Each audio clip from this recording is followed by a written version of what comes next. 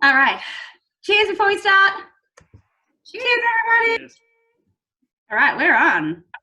Mm-hmm. All right, so we'll give it a few minutes as we let everybody jump on board. Oh, I can see the participant numbers going up, which is super exciting as always. How's everyone's Friday going? Are we happy that it's the end of the week?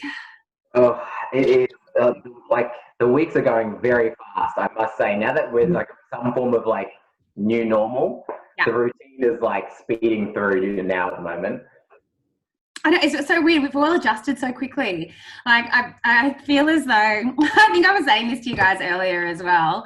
Like, I kind of had this idea of what I was going to do in lockdown. Like, I was going to, write a full new business plan, and I was going to have all my emails up to date, and I was going to, like, do all these things around the house, and I still have a messy bathroom drawer. I'm going to be the only person to come out of quarantine who still has, like, shampoo in the bottom of the drawer and, like, messed stuff. And, yeah.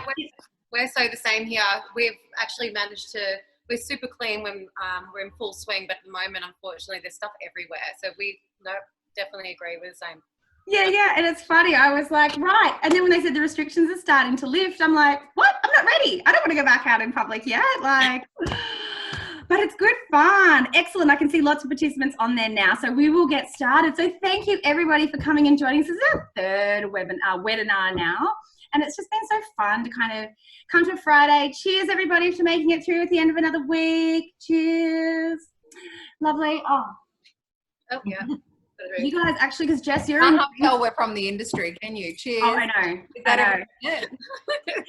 And Jess, you're in Queensland, right? So are you like 1 week back out of school holidays or 3 weeks back, or what are you? This is week 2 back. I put long sleeves on just to make you feel better. It's 25. Yeah, go on. Rub it in and show us how nice the weather is around you up there. You were rubbing it in before. Really a bad day. Oh, it's cold in Sydney today. It's gorgeous here.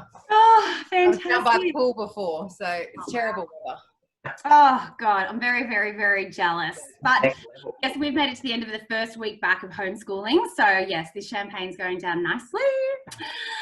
But, yeah, like, I think the big story this week has just been that, like, wow, restrictions are starting to lift. It's like, did not see that one coming. I thought we were dug in. We're going to be here for a while. It's positive news. But now, yeah, instead of feeling like we had months and months to plan, and look, I think the wedding industry is unique in that so many have postponed now to large events. Even if restrictions lift to some degree, it's going to be a while before we start to fully see our normal coming back again, if normal exists at all. I mean, Jess, what are you guys I should introduce everybody. So Josh is from White Top Venues. He actually, you guys specialise in wedding planning and event planning with marquees. Is that right? Yeah, and permanent venue spaces. So permanent looking after various venues and mobile spaces and private property events. So yeah, it's good. Oh, cool. Well, okay, perfect. And then I think as well, also we've got Jessie. So I'm getting notes handed to me in the background. I shouldn't pay attention. I should just focus here. Jessie, you're from Victoria Park in Queensland. Tell me a little, because I have to say thank you to a couple of people this week. Christy Franks, thank you very much for introducing us to Lauren McDougall and Anthony Orange, who I'm going to introduce in a minute. But thank you also, and to Josh, who's been helping. Like, it's been fantastic. I've kind of been organising these on the fly and asking people who's awesome in the industry, who do you think you would have great stories to tell. And Natasha from Abia recommended Jess as a super awesome salesperson who is just like all over events in Queensland. Jess, tell us a little bit about Victoria Park. What do you guys do up there? We do a little bit actually. So we just cracked 170 weddings a year that we're doing on site, and we did 1,200 corporate events last year as well. Whoa. We're very, very, very busy, but we love Arbia. We love Natasha. So we're actually hosting the Queensland Arbia Awards. So we're looking forward to that. It's just been postponed along with everything else. Yep. But it was good for the industry to see how we managed that as well. And she was most appreciative of how we went through that process. So that's great, because you've got 6 venues, right? Yeah. So we've got a whole range of venues. Oh, sorry, I said 6 and 8, isn't it? There is 8. There's 6 wedding venues. So Yeah. you're right in saying wedding venues. We've got 6 wedding venues. But yeah, it's beautiful, beautiful product that we have. Very versatile, very different to a lot of venues that you would have down in Sydney, with the beautiful rolling greens. We've got a golf course as well. So yeah. Well, that's a nice little segue because, yes, opposite to rolling green grass, we have Anthony from Trippas White Group. Now, you manage a whole bunch of iconic venues all across Sydney, including the Sydney Opera House, which obviously is closed at the moment. Tell us a little bit about what it's all like for you. Yeah, so Trippas White Group, we have sort of 2 prongs of the business, one being events-based, predominantly in monumental and iconic buildings. Yep. So obviously Sydney Opera House is one of them where I am based, but also Sydney Tower, the War Memorial in Canberra, Centennial Homestead and the Botanic Gardens. I mean, the list goes on and on. We've got a few places in the Blue Mountains. And then we have a secondary side of our business, which is more retail focused. So doing food and beverage outlets in hospitals, schools, and airports.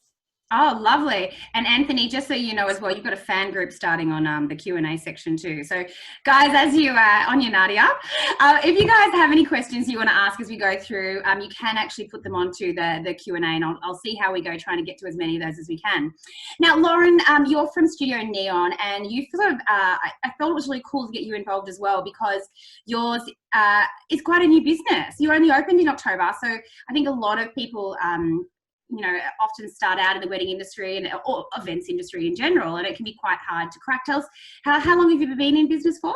Well, the Studio Neon Events and Catering have been in business for 8 years. So Aaron is the brainchild of the business. So we originally had a space in Waterloo, but we built this beautiful space, which I'm actually sitting at the moment. Very empty, as you can see. Yes, so we bought that and it was launched in October. But we also do a lot of off-site catering for both weddings and events. So we do a lot of corporate as well. So so the business has been around for 8 years. This has been around since October. So yeah, it's been an interesting start to having the venue launch and then somewhat close. So. Oh, cool. Well, I'm going to start off with getting straight into the controversial stuff. And even when we were chatting earlier today, Jess was like, you know what, everyone's going to know what is everybody else doing in terms of postponements, cancellations as an industry. What else is everybody doing? Jess, what I mean, I know that you actually postponed over 200 events. How have you managed that? Yeah, it's been tiring. We made the call pretty early on. I think I was saying earlier when we had a chat to postpone the next 6 months. So when the Prime Minister announced that the event industry restrictions would be in place, we made that call because prior to his announcement, we'd postponed events up until June. So we'd already done one round of it, and the workload to move everything just, 6 weeks to then have to move it again. And then the disappointment and the stress, it wasn't a good customer experience, and it wasn't a good experience for our operations team, for our sales team. So we made the call quite early on to postpone everything up until September this year. Okay. And then not taking new bookings from the 1st of October. And is that a policy that you guys are going to keep going forward? So if, for example, one of the things that we're expecting will happen is that the border's going to stay closed for a fair bit of time. So potentially, even if the wedding can go ahead, maybe family members can't come out from overseas. There's going to be so many different issues that arise. So are you going to maintain that postponement policy? Yeah, as I was chatting with Anthony, I think any restriction that's in place due to the COVID-19 that the government's enforcing, we've been quite flexible about. So for weddings in particular, most people do have someone coming interstate or internationally. So we are encouraging people to postpone where possible. For people that have a lot of international guests, we're really suggesting that they postpone, even if they think the restrictions are going to lift. The government said, January is the earliest that they're going to lift that international travel. So we're being quite flexible there. We're obviously trying to encourage people to postpone where possible and support the industry and not cancel. Yeah. Which is everyone's goal at the moment. But we're just being, I think the word's flexible, fluid. We're running with the flow. we're trying to keep as much money on the books as we possibly can and keep people happy. We've got multiple date holds. We're just, it's very, very busy, but we've got the whole team on board at the moment, which is great. Oh, wow. You got them on JobKeeper? Yeah, that's what I was going to say. The one thing with JobKeeper, we're able to get our full events team back on board, and it's been so, the customers have been so appreciative to be able to talk to their wedding planners about linen and menu choices and things that you wouldn't necessarily want to talk about during COVID, but they've got all the time in the world to talk about it during COVID. So to have them back has been a blessing, because without them, it was quite stressful. Yeah. And that's probably going to maintain their likelihood to maintain the postponement too and not cancel.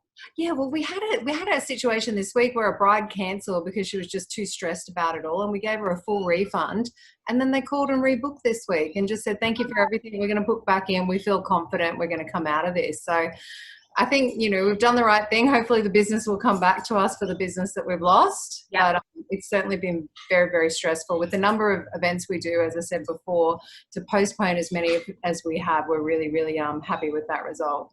Yeah, I think we postponed about 40 weddings, and I thought we were doing a tough. When you said to me over 200, I went, whoa, okay, you win. I can't. Not all weddings, but yeah. Yeah, events and things like that. But Anthony, so what about you guys with the Sydney Opera House and, sort of some high profile spaces like that? What have you guys been doing in terms of postponements and cancellations, and what are you permitting now, and what are you going to permit going forward? Yeah, well, similar to Jess, our sort of first confirmed event off the books will be around the 1st or the 2nd of October, I believe. Yep.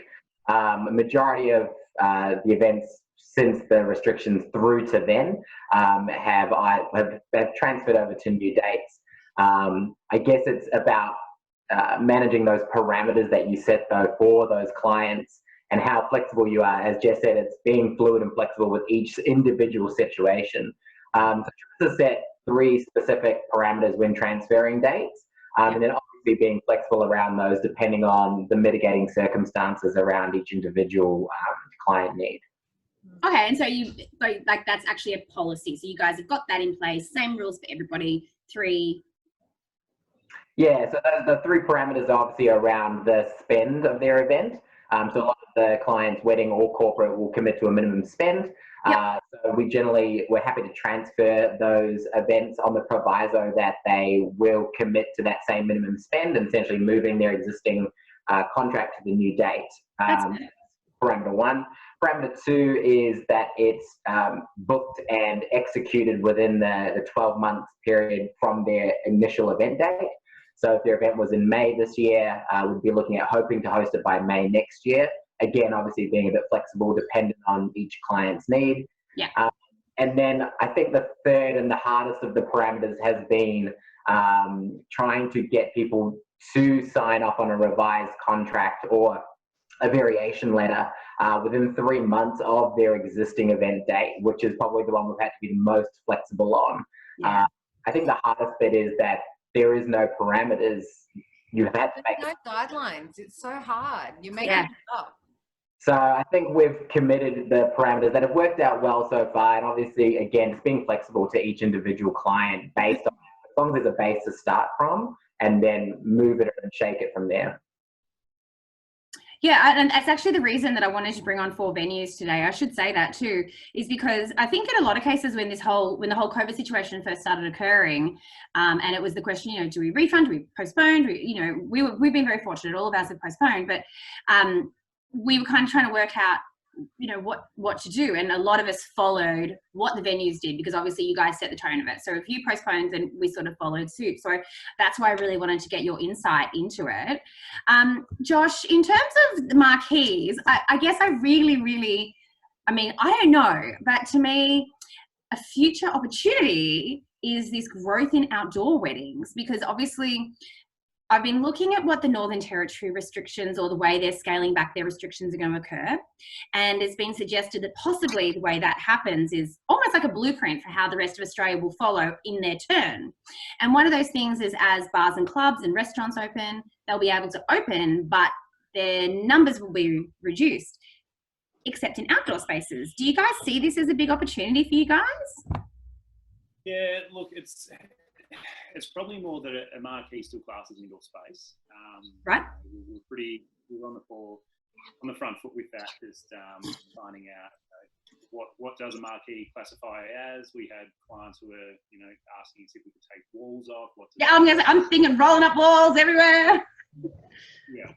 But at the end of the day, it is, classes of confined space, still an indoor venue, and obviously the way in which our marquees are set up, they're not sort of your rope and pole set up. So I guess there is a fair bit to them. In terms of, is it more of a blueprint moving forward? We're very government driven. We're very client driven as well. And, we've had a lot of interesting questions from our clients, in particular for those who, I'd say 3 weeks ago, exceeded 100 guests. Yeah. In what we could do. And I guess our biggest thing was just towing the line with everyone else in the industry that, let's look at postponements. Let's, adhere to the government regulations and go from there.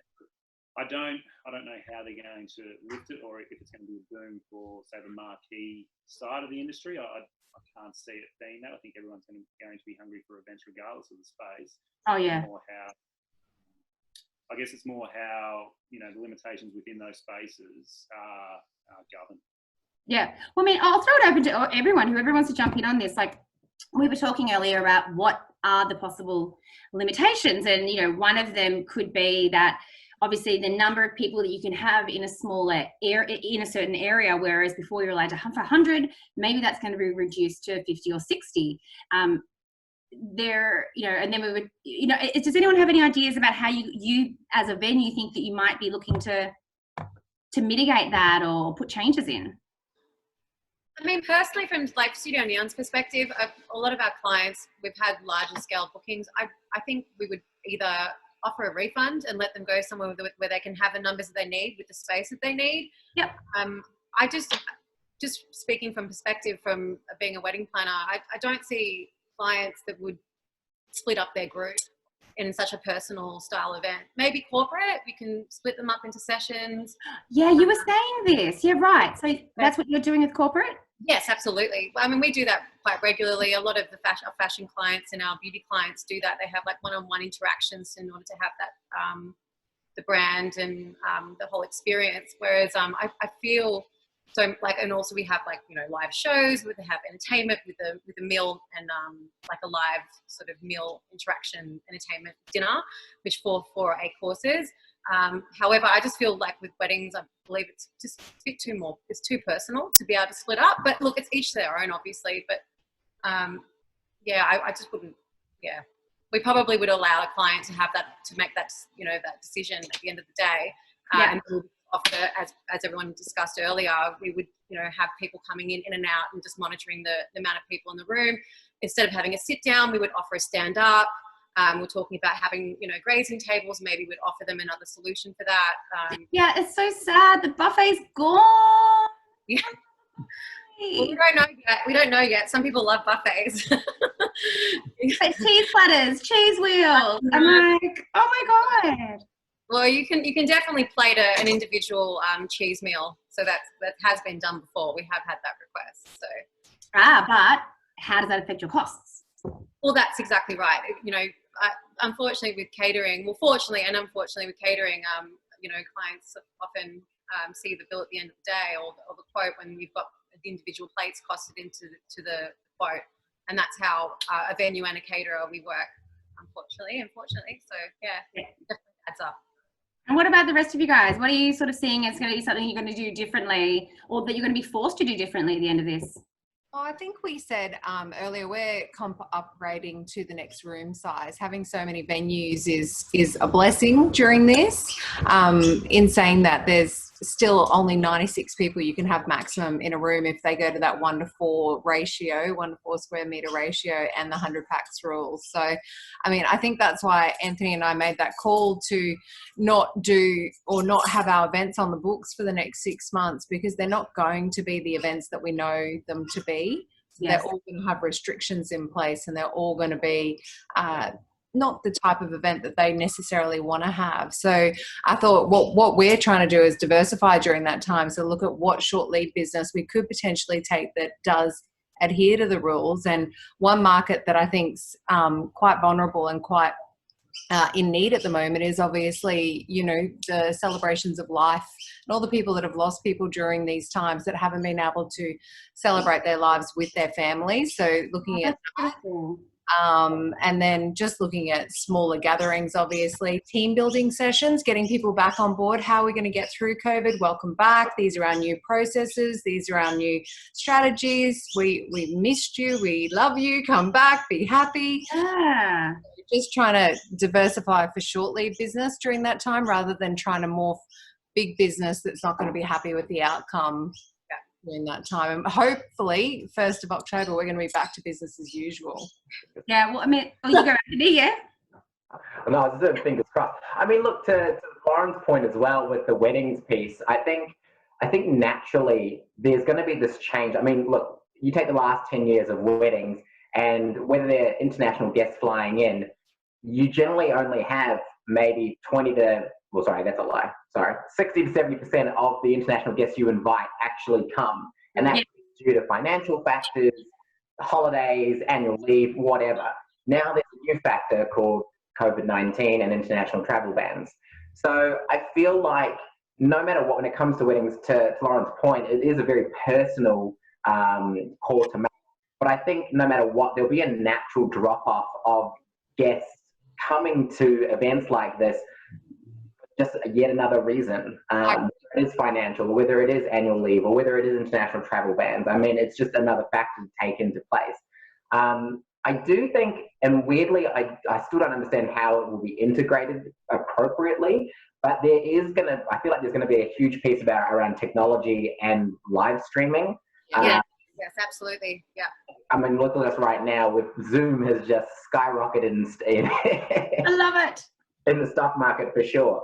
But I mean, even from a personal standpoint, from weddings and those private sort of style events, I feel like there will be an element of virtualness to it. So you can be in a different country and still see the wedding or see the ceremony as opposed to having to wait for the video to come out in 3 months' time.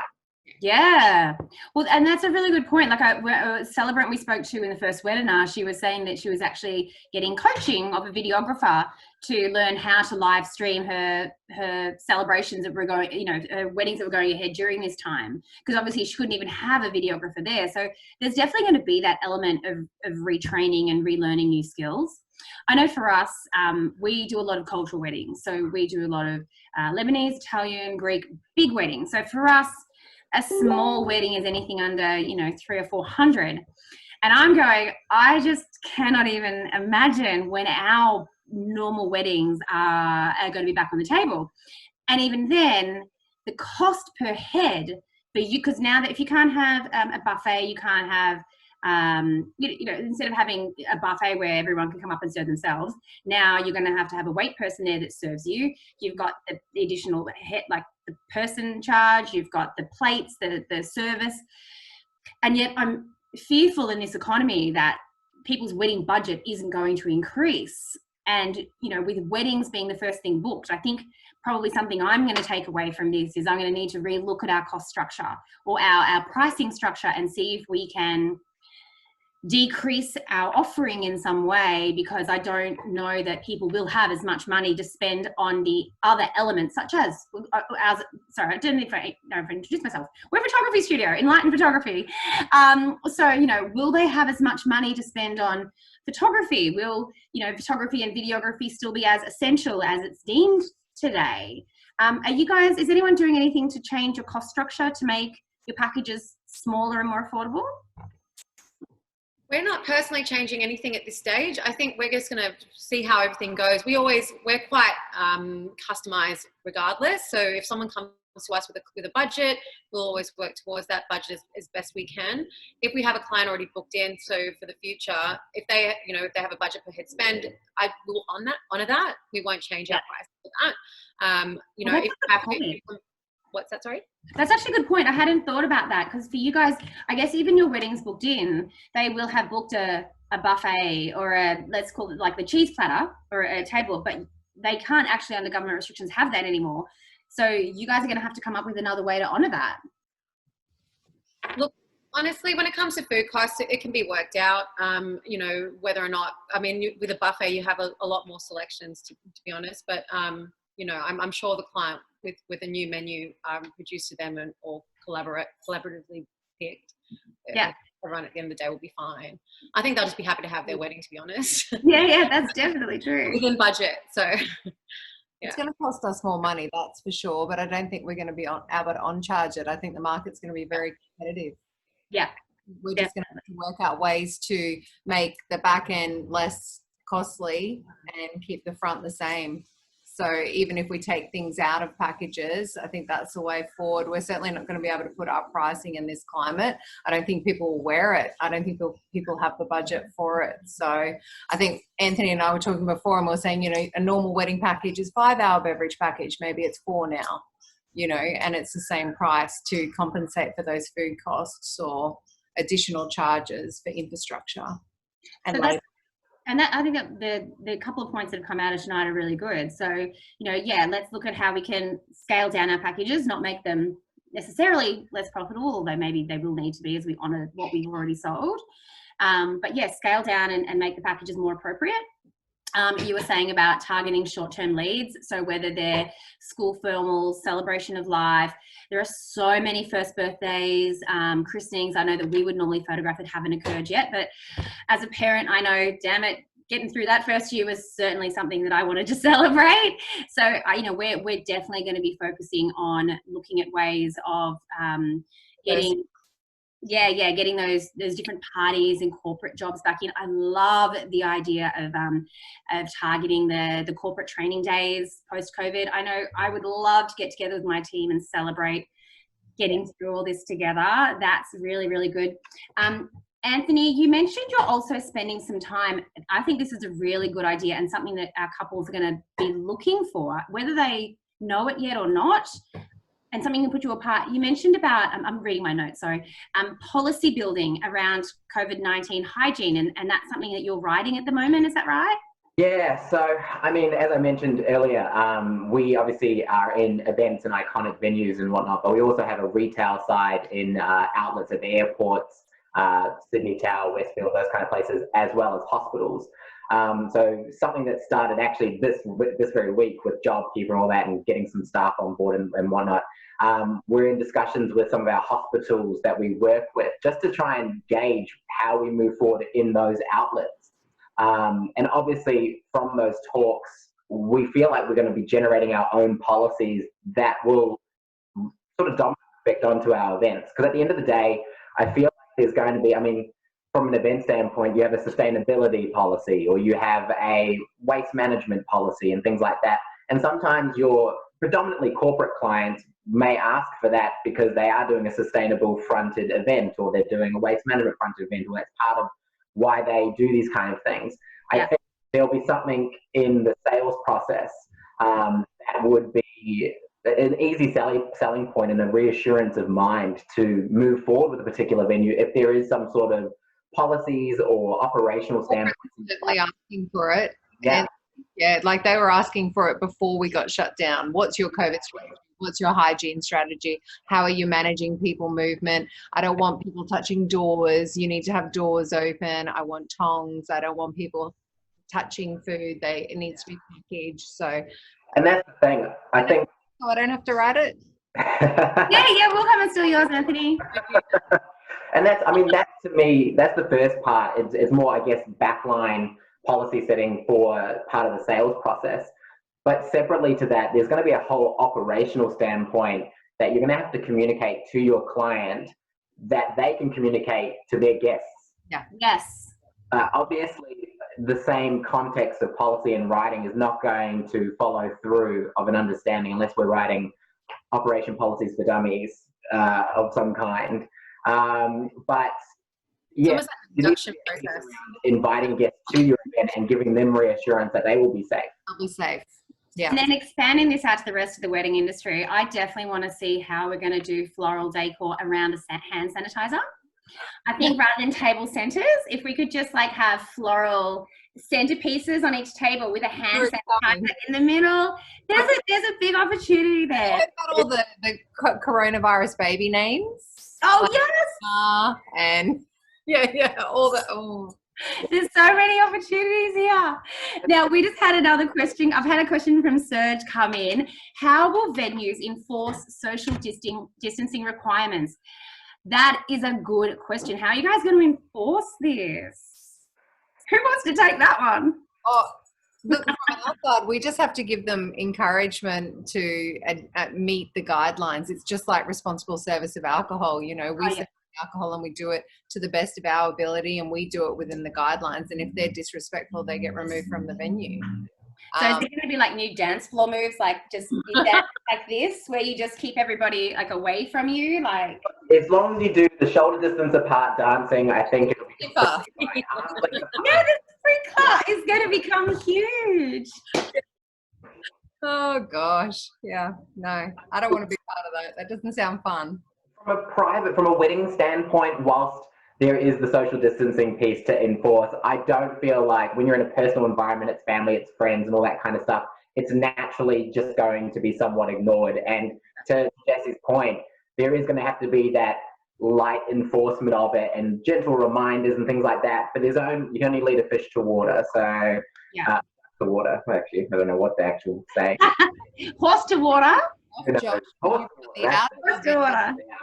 I also think back on what you were saying, Jessie, before, like in terms of the square meter, I think we'll be allowing the maximum amount of people as per square meter, and then having to manage it on site when they get there.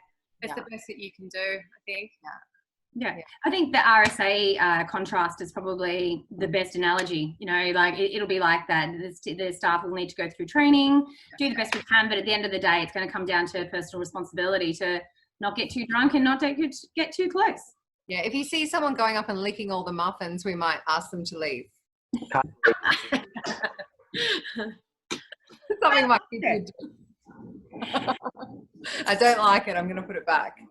Yeah. Now, I think that destination weddings for Australians to go overseas is off the cards for the next moment in time. We were going to get married in Bali in October. Oh no, poor thing. Oh, that's tragic. I know. Okay, then Lauren, I'm going to address this question to you. Yes. Are you now going to get married in Australia? Do you think that this is going to potentially bring more weddings to Australia? And so, for example, Josh, who's based down I know you were in the Southern Highlands area. Do you think it gives Australian businesses more opportunity, and even Australia now seen as a safe destination could attract weddings from all over the world? I 100%, like, we were initially going to be married up in the around the Byron area, but I mean, I was a planner back in Bali back in the day, and now 100%, like I won't look back overseas for at least for another couple of years anyway, and so we don't want to wait that long. So definitely in terms of safety and deposits, and because obviously you have that element of risk of making payments over there. Also, the lovely Balinese people, they're so beautiful, but obviously they work to quite a minimum in terms of cost and what they charge. Yeah. So to try and ask them for a refund when they're obviously going through hard times at the moment is, it's somewhat a little bit more fragile and more risky. So yeah, absolutely. I do believe now in terms of just having that access to close to home, be it, somewhere in your back, like in your local state, or if, interstate, absolutely. Yeah, but that's definitely what we've thought anyway. So we're going to be getting married somewhere in the area. Somewhere in the area. Maybe in our space, when we can have some people here, or live stream it. So yeah, I definitely believe so. Especially with the flights as well. The flights are refunds and things like that. It's, anyone would know that's been married, that watches the news, sees, Mount Agung going up in smoke, and a lot of weddings have been affected by that, and without wedding insurance as well. It is pretty risky. So I definitely think domestic weddings will boom. Yeah. And Josh, what are you doing to take advantage of that? Are you guys doing anything different now to sort of go, okay, opportunity here? Are you guys ramping up like marketing like within Australia? Oh, we've lost you, Dale. Oh, there you go. Have you got me? Yep, got you now. Look, I guess, we've noticed from an inquiry level that I guess elopement is such a big thing in the market. A lot of those people are doing that sort of destination style wedding. So if you look at like where Christy is down at Trippas House, who's down there, obviously Trippas House is at 2 hours out of Sydney. So I guess the people who were originally looking to elope are now, sort of thinking, well, let's do a similar concept. In, taking our guests away. Obviously, we can have more guests on the provision that restrictions are lifted, but we're noticing a huge spike in inquiries that people who were originally eloping, like Lauren over in Bali and things like that. So yeah, I think it's a really good opportunity to capitalise on that and really just familiarise yourself with local accommodation and things like that, and how you can actually cater for those, I guess, metropolitan couples looking for that destination style that's driving distance. Yeah, and I mean, even I guess now, a Sydney couple will consider Queensland to be a destination wedding. Queensland couples will consider Sydney a destination wedding. There's definitely opportunities within Australia to promote this. Is this something that anybody else is looking at, or do you see any other opportunities coming out of this, guys? Well, look, I really hope it boosts the tourism economy in Australia. I think it's a great thing. I hope the government gets behind it and incentivises Australians to support Australia rather than going overseas. So hopefully they do spend money on, events in Australia, in Queensland, in Brisbane. So. I'm thinking I'm coming up to the Queensland Abbeys now this year. I don't know if Natasha's on this. I should check it. I'll have a look and see what. We have a great time. Oh, yes, I think, Josh, when you're chatting too, I just got a little request. Can Josh move closer to the microphone, please? We're having a little bit of trouble hearing and seeing you, but it's all good. Now, I guess that's the main thing. We sort of wanted to finish on, on the positives, because I think that, there's going to be some change that's required. But the exciting news is that I don't think you could get a better position to be in than in Australia right now. So we're so blessed. We're coming out of lockdown a lot sooner than we thought. Jess, I know you mentioned you are writing a 1 month, a 3 month, and a 6 month business plan. Tell me about that. What is the advantage you see for your business in doing that? Look, I don't like to be caught off guard, so I always like to be ahead of the game. So I'm planning, and I even sent my team an email this morning saying I believe we'll be back in the office the week beginning the 18th of May. Let's start scheduling appointments for that week. And then, in June, I believe that, our restaurant will be open on site, more facilities will be open, not necessarily our function venues. So just putting in practices there. It's more the marketing plan and getting people excited about events again, making them feel safe, letting them know that you're there. Obviously, the strategy I was talking to you before about healthcare, schools, training days, celebrations of life, all the people in the industries that actually need to have events, we need to remind them that we are here and that it's safe to have events. So just being top of mind, doing a lot of LinkedIn at the moment. Corporate got time on their hands, so they're scrolling. So that's good.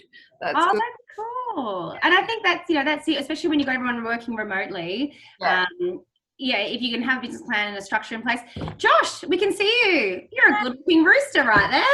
Hey. Now, does anybody else have any comments? And actually, I'll just put this out there to the group as well. If anyone has any questions that they would like addressed, or if they have any thoughts about anything that's coming up, because obviously the idea of today is just to sort of share some ideas and thoughts and strategies, because we don't know what the future holds. And it's all happening a lot quicker than we thought it would, which is a bonus. Is there anybody else who's doing anything interesting or different to promote their business and really grow out of this? Well, we're doing our grab and go or drop off services at the moment. We teamed up a lot earlier in the piece with a liquor store that basically allowed us to do drop off 3-course meals and 2-course meals with champagne and very affordable champagne actually at that. It's probably cheaper than Dan Murphy's, our mum. Nice. Trying to keep it competitive. But yeah, we were doing that to start with. That did quite well to begin. Obviously as time goes goes on, people like to, you know, count their pennies.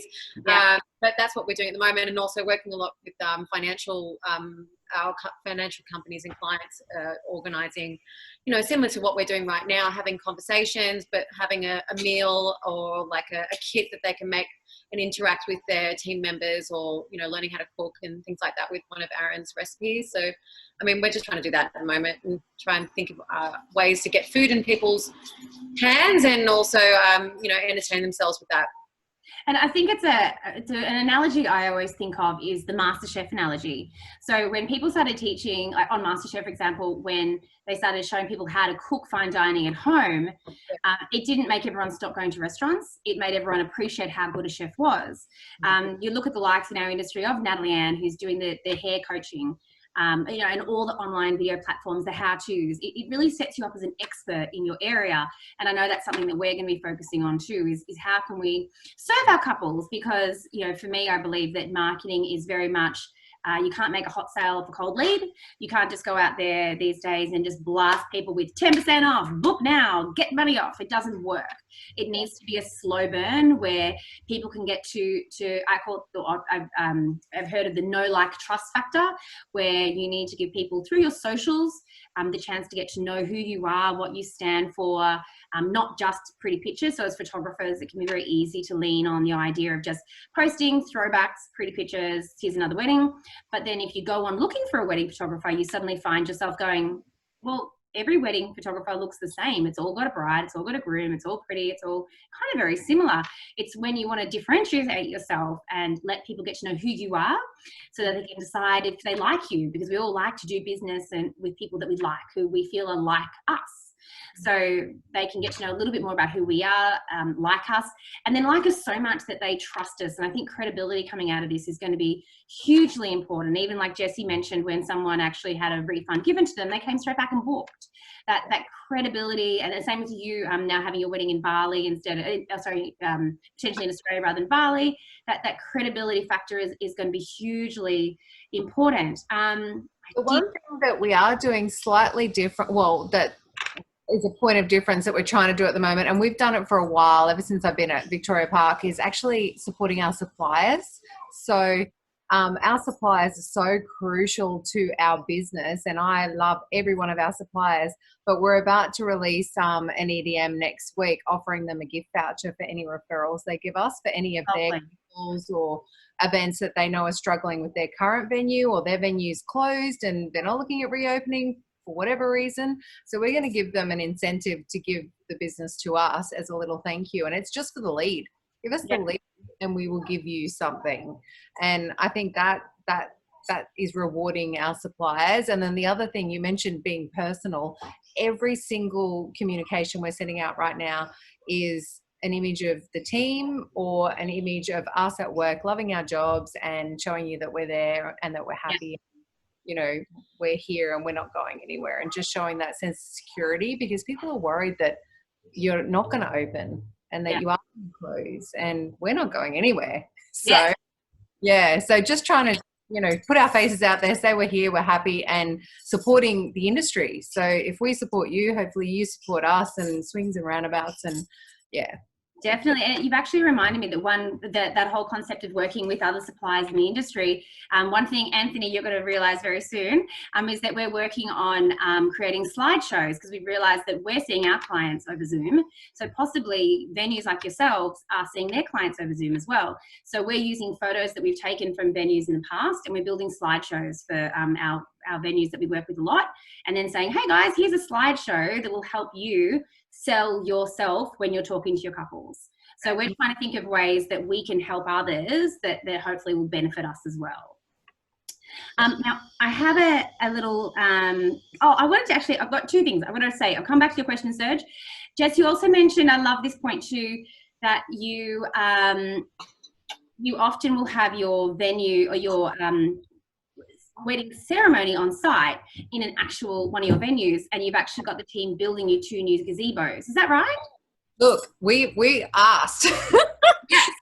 We have one outdoor venue, wedding ceremony location, and obviously moving forward, we've got so many weddings that are now being pushed to the same date, and we're having to move wedding ceremonies that would normally be outside inside, which is then restricting my corporates having the rooms during the day. Right. So in that business plan, we've asked for some outdoor wedding locations, some additional outdoor wedding locations, which are a lot cheaper to build than a new function venue or a marquee, Josh.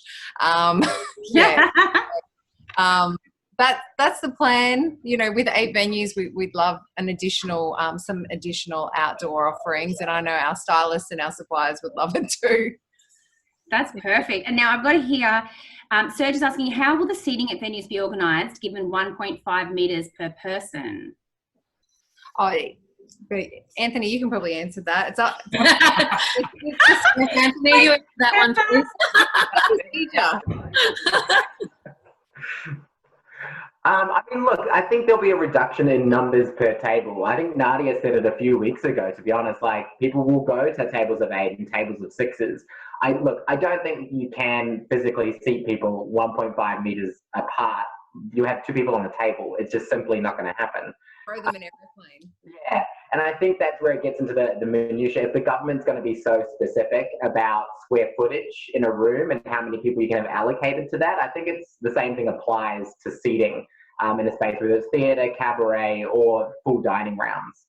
Yeah. I think it's just going to be about setting your footprint, the maximum you can have because of the restrictions, and then outlaying it that way. Perfect. But yeah, back to the positives, measuring tables. I mean, look, from the Opera House's perspective, one of the big positives I've found out of it is obviously we have 8 spaces available to utilise for events, but usually 5 to 6 of them are predominantly booked out because they're associated with performances or performance spaces, because obviously that's first and foremost a performance space. So we generally have 2 core venues that flip quite specifically, but we do get a lot of requests for all of the other spaces. Yep. Now, obviously, with the venue shut till June 29th, and shows progressively starting again from there's a lot more availability right now for some of those spaces that are larger, that are more of a wow factor, and have previously been sold as hard to get spaces. So it's about finding the right date and making your event work around specific dates where there's a bit more flexibility now. Yeah. So I think positives that have come out of it is reaching out to some of our previous clients that have wanted those spaces and just sort of re-jogging their memories and saying, hey, if you're thinking about this, now's the time to start thinking about it and booking it in over the next few months, whether that's between now and the 2021 fin year, and going down that route as well. That's cool. Anyone else have anything to add before I go on to the next question in the little Q&As?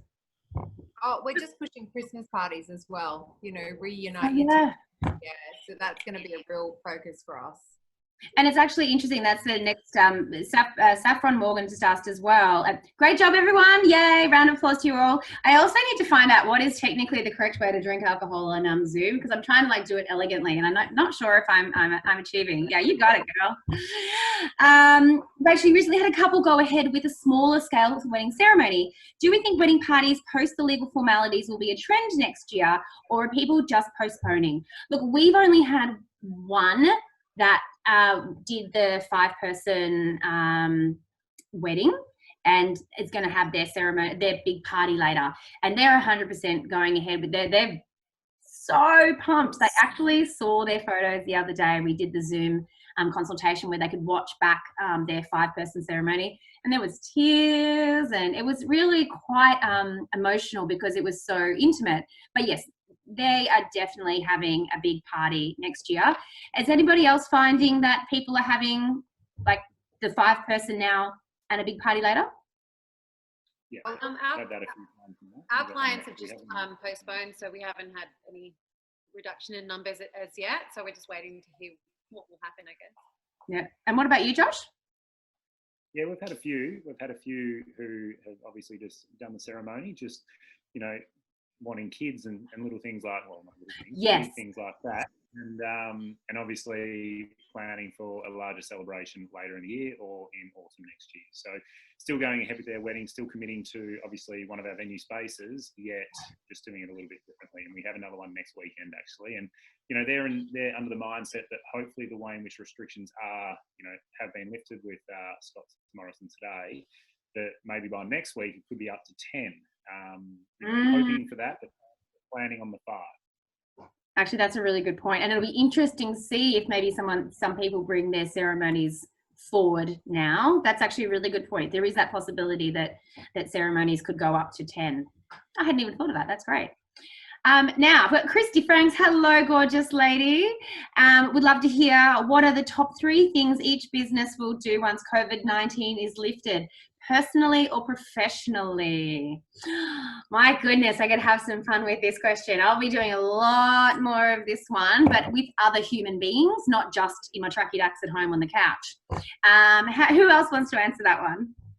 We've already got a plan. So we've got wedding open day plan for September. We've got a corporate showcase, a breakfast motivational speech for all our corporate clients, coming out of COVID, how to plan for it. So we've got some BD events that are free to our clients that we're inviting them to get them comfortable with coming back to a venue space that we're really excited about. So September, October, November, we've got 4 business development events where we're hosting up to 100, 200 clients at each event. Oh, that's great. And will you have to do them any differently? Like a wedding open day, will it look different? We've got plans for both. So if social distancing with 8 venues, we can place people across the venues, and there's quite a number of people in our team, so we just split them across the venues. But yeah, we're just excited to be able to invite people back and give them that confidence that we've got confidence in the market. If we're hosting an event, why don't you host an event? So really just having that confidence, and when we're sending out quotes going, and we'd like you to come to this, and we'd like you to come to that, and we're hosting this, and please come. And I think it shows respect for the industry, and hopefully that we've made the right call, that we're good from October. Yeah. And if we're not, we'll postpone and say it's COVID's problem. So I think current or post, we've made it a bit of a team approach that we just want to support our clients, whether it's, currently or just to create a bit of normality for them. I guess the media is spooking them to a certain degree in regards to the scale of the events or the size of the events, whatever it may be. And I guess, whether it is come September or whatever it may be, if we're supporting our clients, hopefully, that's our biggest game plan, so to speak, because that in turn will give them comfort, it will give our venue spaces, reassurance that, we are there through anything. Yeah. It's so, well, I got an email today from one of the girls in my team from a client saying, thank you for all the touch points, the update. It's been so nice to know that you're there, and thank you for your understanding. I've heard other venues are being a nightmare. They didn't know, like they haven't had that experience, but they said, people have been telling them, oh, your venue's going to charge you this and charge you that and not let you postpone. And they sent us a lovely email and thanked us. And we were like, that's great. It makes it all worth it. So it does, and it's amazing because I know we've been in business for 18 years, and we've been through the GFC. We've seen roller coasters like this before, and people remember. They do remember. And on the first day when this is all happening, I sat down and rang all of our couples, and I was in most cases the first person they'd spoken to, and they were so appreciative of that hand to hold and someone to talk to, because they were scared. And I think that's a big part of why so many are postponing rather than cancelling, because they feel comfortable. People get shocked when we answer the phone. They're like, oh, you're a human. Yes. Yeah, how can I help? Is Putt open? No, it's not open. Yeah, no, I love that. That's right. That's funny. Someone wanting to know Putt's going to be open. Yeah. My kids are annoying me, and I want to take them. Yeah. No, that's not. Well, that can be the first on their list of things to do when they get out of COVID. Anthony, what are you doing when COVID's over? Well, personally, I'm taking my team out. We do a monthly curry club, so we're going straight for Indian takeout. Professionally, I'm just going to take all of Jessie's ideas. I've just snapped all those up, so I'm just putting them in my back pocket for later. COVID plan, please. we'll just do an exchange. Done. Sorted. No, but I think, look, it's going to be an interesting change. But to Jessie's point, like being upfront with your clients, and if you don't know the answer, tell them you don't know the answer. But when you do, you will be there and you will let them know. I think it's part of like, we're all in this together piece about it. So again, whether it's corporate clients or wedding clients, I mean, for a wedding client, you've always had that personal touch anyway. And I think corporates are somewhat surprised when your vernacular changes. So being just that upfront about it, and whether you don't know, but tell them when you think you will know, and sort of giving them those information touch points to sort of have some form of reassurance. Yeah, that's good. And what about you, Lauren? What's your big plan when COVID finishes? Well, personally, I'm going to take my man camping. So when the national parks and state forest opens up, we can actually go foraging again for mushrooms and things like that. It's like peak season right now and it's killing him. In terms of, I'm obviously get married. Professionally, you know, I guess the question of when things are lifting, it's such an interesting comment because we just don't know how that will work in terms of the process of that lifting. I mean, if you look at it, it took 10 days to shut things down gradually. You know, is that going to be as quickly to open up? No, it's probably like it's going to be a completely different process. So we're just going to be working with our clients every time you have an update. We're going to talk to our clients and say, okay, hey, how you doing? You know, Jessie and Anthony also touched on it. Communication is so key. Just keep talking to our clients and introducing different opportunities with our other clients and come up with different concepts as we go. It's just being versatile and diverse, you know, versatile and work with our clients as best as our ability with the changing times. So yeah, that's what. And I think that's a good point, actually. Be flexible. Yeah. Not too much, but be prepared. You know. So. Definitely. And I think as well, like I know I talked to our couples straight away, but you know, I haven't spoken to them in the last week and they probably are wondering what's going on now that restrictions are starting to lift. And even if like Anthony says, it's just an email that says, or a phone call that says, hey, don't actually know what is happening yet, but just want to let you know we're here and we're still operating. That's a really, really great idea. And I've just had Victoria Black saying, how's everyone going? Victoria, so lovely to see you. We love Modern Wedding Magazine. So yeah, has anybody got any more questions for us before we sort of wrap up? And panel guys, is there anything else that you'd like to add? Any words of wisdom? I think one of the other things too that we forget, like we're always looking after the customers, is looking after your employees. Like I'm checking as much as I can with my team. Mental health checks. I do FaceTime. We look horrible. I take screenshots. I'm like, I'm going to show you this in the future. But just that being a human and making sure that everyone's okay. And it's weighed heavily on me during this process. I'm sure it's weighed heavily on everybody else, but just, you know, making sure everyone's okay and that burden that it is on you as a manager, but also you as a human to know that your friends are okay and that your colleagues are okay. I think for the events industry, we don't know what's going to happen, but let's try and make it positive and try and come out of it well. I heard, you know, people are doing best practice training right now with their JobKeeper allowances. And I think that's great. Let's get people motivated. Let's get people working, get people focused, get people back to normality. I think everyone wants that.